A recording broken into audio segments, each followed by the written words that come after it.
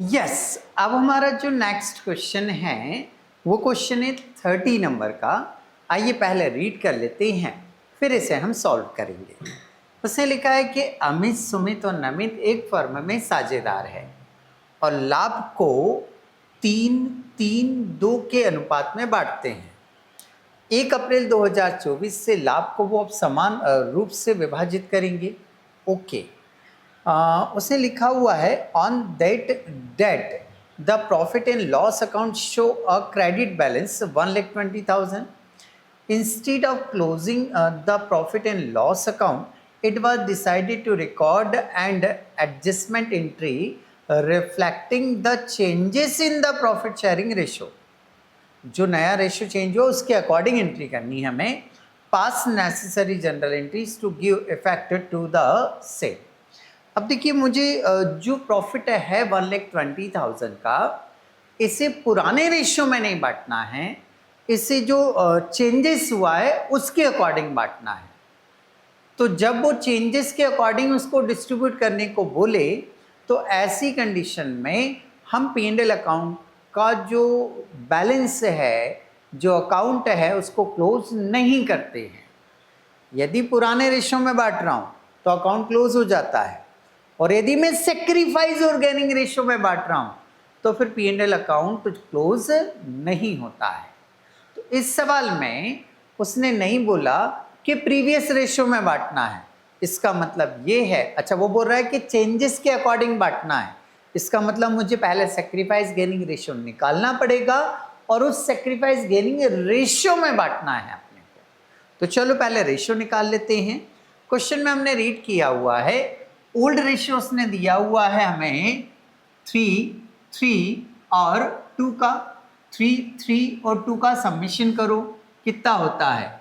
बोले सर 8 होता है। तो ये हो गया हमारा 3/8 और 2/8।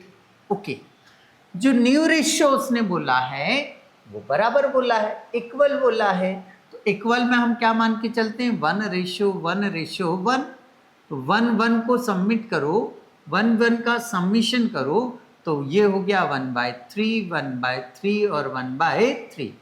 1 और 1 को प्लस किया मैंने तो ये 3 हो गया। तो 1/3 ओके, मेरे पास ओल्ड रेशियो आ गया, मेरे पास न्यू रेशियो आ गया। मैं क्या करूंगा? Old ratio minus new ratio is equal क्या बनेगा आपका? Sacrifice ratio.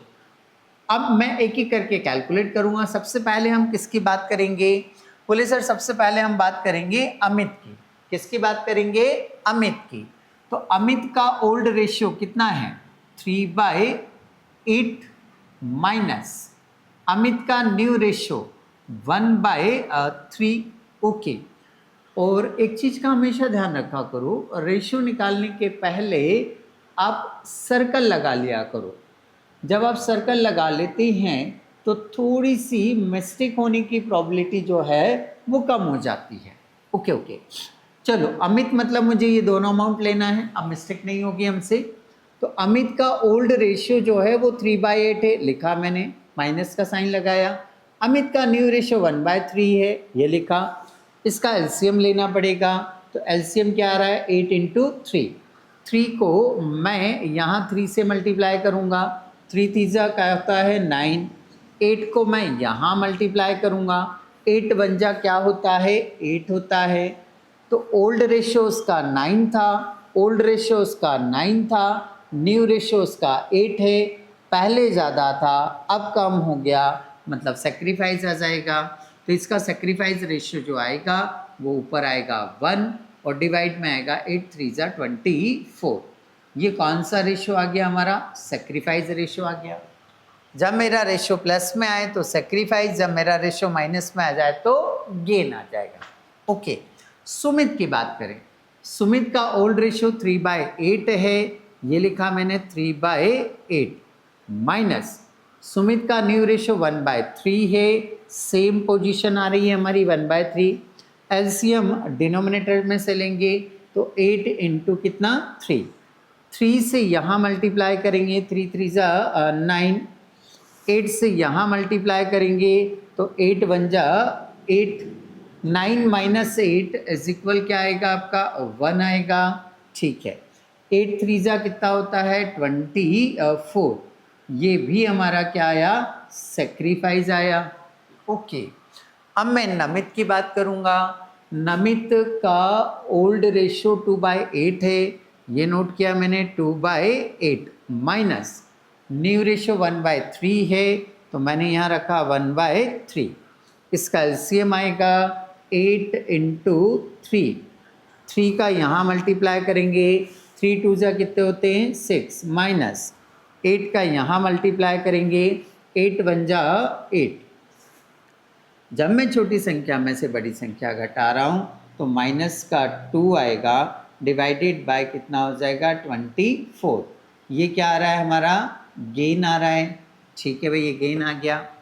अब इस रेशो में ये जो सेक्रीफाइस और गेन रेशो आ रहे हैं, इस रेशो में हम P&L के प्रॉफिट को क्या करेंगे, डिस्ट्रीब्यूट करेंगे।